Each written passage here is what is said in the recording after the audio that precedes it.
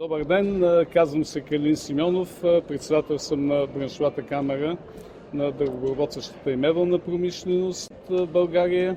Малко повече от 9-10 години. Поводът за това интервю е, разбира се, Техномебел 2010 година. Тая година го организираме за 9-ти път, значи почти от началото от моето председателство, съвместно с Българреклама, като и тая година можем определено да сме доволни на фона на това, което състояние на нашата промишленост. То е тежко, трудно. Парите за инвестиции определено в нашите клиенти така намаляват и в трите халета, които сме така напълнали с експонати, 2 са за материали и обков за производство на мебели и само едно хале за машини. Както всяко досегашните изложения, ние се мъчим вносителите, особено на техника за дървообработване и производство на мебели, да покажем най-новото, най-прогресивно, това, което ще даде възможност на нашите производители да бъдат конкурентни на вътрешния и особено на международния пазар, да бъде показано, да бъде демонстрирано на потенциалните клиенти.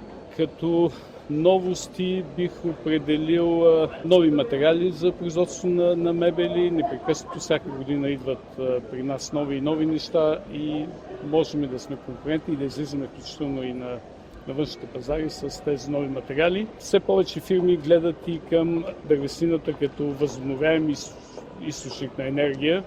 Техномебел определено се утвърди като един панаир, който вече има традиция, 9 изложения подред. За първ път тая година има известно намаляване на площите, на броя на участниците, но пак казвам, ние сме доволни като организатори с Българреклама, защото на фона на общо свиване с повече от 50% на производство в отрасъла, ние ако отстъпваме с 15 до 20%, което определено е добро постижение. Той има бъдеще като единствен специализиран панаир в България на такова ниво, в такива условия, в Интерекспо центъра, каквито България практически друг не предлага. И аз съм оптимист за бъдещето. Отрасъла е перспективен, дава хляб на много, почти 50 000 работника, поне преди кризата, бяха заети в нашия отрасъл, сега са естествено по-малко, но има какво да се очаква и да се развиваме.